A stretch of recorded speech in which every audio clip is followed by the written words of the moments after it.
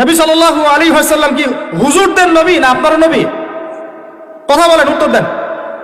নবী সাল্লাল্লাহু আলাইহি ওয়াসাল্লাম কি হুজুরদের নবী না আপনার নবী? তাহলে আপনার মধ্যে তার সুন্নাত থাকবে না কেন? আপনার চেহারায় দাড়ি নাই কেন? আপনার প্যান্টটা টাকনুর নিচে কেন? কেন আপনি নবী সাল্লাল্লাহু আলাইহি ওয়াসাল্লামের জীবনী সারা জীবনও একবার পড়ে দেখতে পারলেন না?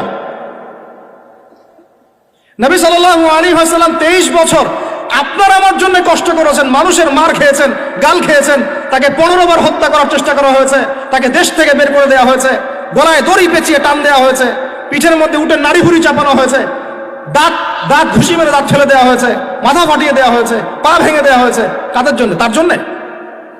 তা আপনি আমি কেন তার জীবনী পড়ে দেখলাম না কখনো? কেন আপনার চেহারায় দাড়ি থাকবে না, আমার চেহারা দাড়ি থাকবে না? কেন আমাদের প্যান্ট টাকনুর নিচে উপরে থাকবে না? কেন আমাদের কথাবার্তা, চাল চলন, খাওয়া দাওয়া, ইস্তেঞ্জা করা, নামাজ পড়া, প্রতিটা অ্যাক্টিভিটি সুন্নাহ মাফিক কেন হবে না? এটা আপনাকে হুজুরকে শেখাতে হবে কেন? এটা তো আপনার দায়িত্ব, শেখা নিজের দায়িত্ব। আল্লাহ রাস্তায় বের হতে আপনাকে বলতে হবে কেন? নিজের তাগাদা থেকে আপনি বের হবেন।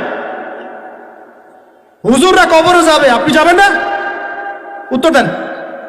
হুজুররা, তোমরা উত্তর দাও, ছেলেরা, ইয়াং জেনারেশন, তোমরা যারা আছো, হুজুররা কবরে যাবে, আমরা যাব না? হুজুরদের নবী মুহাম্মদ সাল্লাল্লাহু আলাইহি ওয়াসাল্লাম আমাদের নবী নন? নবী সাল্লাল্লাহু আলাইহি ওয়াসাল্লাম শুধু সাহাবীদের জন্য আসছিলেন না আমাদের সবার জন্য আসছিলেন? নবী সাল্লাল্লাহু আলাইহি ওয়াসাল্লাম সারা জীবনে যে কষ্টগুলো স্বীকার করেছেন তা নিজের জন্য না আমাদের জন্য? কিয়ামতের মাঠে তার সুপারিশ ছাড়া আপনি পার পাবেন? তাহলে আপনাকে সুন্নাত কেন শেখাতে হবে? কেন আপনাকে মেসি নেইমারের হিস্ট্রি পড়াতে হয় না? আপনি তো নিজেই জানেন। কেন আপনাকে এই নায়ক নায়িকাদের হিস্ট্রি পড়াতে হয় না? আপনি নিজেই জানেন, খোঁজ খবর নেন।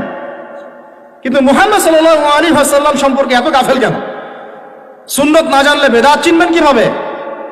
সুন্নত চিনলে পরে তো বেদাত চেনা যাবে যে এগুলো সুন্নত, এগুলোর বাইরের গুলো বেদাত। তখন তো বেদাতের আলাদা করে সংজ্ঞা আপনাকে শেখাতেই হয় না। মুসলিম পরিবারে জন্ম নিয়েও তাওহীদ চিনতে পারছি না, শিরকের মধ্যে লিপ্ত আছে। সুন্নত চিনতে পারছি না, বেদাতে লিপ্ত আছে। নামাজ, সুবহানাল্লাহ, মুসলিম পরিবারে জন্মগ্রহণ করে নামাজ পড়েন না কেন? নামাজ কি হুজুরদের উপর ফরজ? বলেন। আপনার বয়স কি 10 বছরের নিচে? তাহলে আপনি নামাজ পড়েন না কেন? ফরজ মানে কি? আপনি ইচ্ছা হইলে করলেন, ইচ্ছা হইলে করবেন না, নাকি? এটা ফরজ? ফরজ হয়তো বোঝেন। ফরজ কি? ওই যে প্রত্যেক রাতে যে মেয়ের সাথে খষ্টি নষ্টি না করলে আপনার ঘুম হয় না, ওইটা হচ্ছে ফরজ। স্কুলে কলেজে গিয়ে মেয়েদের সাথে অ্যাফেয়ার্স করা, ডেটিং করা, এই পাবজি খেলা, আমাদের সবার উপর এখন ইউটিউবিং, ফেসবুকিং ফরজ।